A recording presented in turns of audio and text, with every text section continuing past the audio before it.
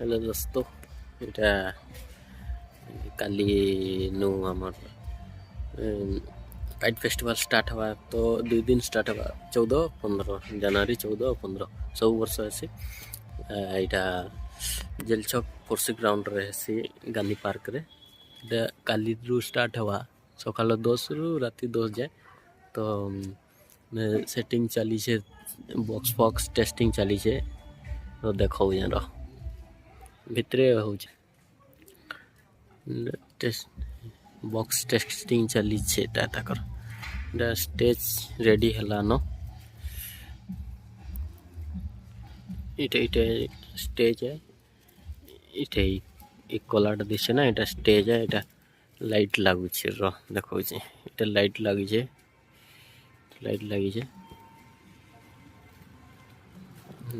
generator एटा emergency रे काली भितर जाइकरी देखामी सब आर फालू रास्ता अच्छे ये सीधा जीव यहाँ फालू रास्ता अच्छे जी मैंने जानी जेल छक फोर्सी ग्राउंड आस काली मस्ती करमा आओ 2 दिन काली परदिन 14-15 जनवरी 14-15 काइट फेस्टिवल जेल छक फोर्सी ग्राउंड रे लाइट टेस्टिंग चली तक देख खाली सब देखामी जे देखी पकई था आज टे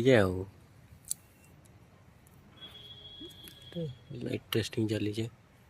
तले अच्छे एटा ऊपर के करबे एटा जेन दिशुचे ना इटा लाइट एटा ऊपर के करबे एटा खुंबा लगी ना एटा ऊपर जीवा पूरा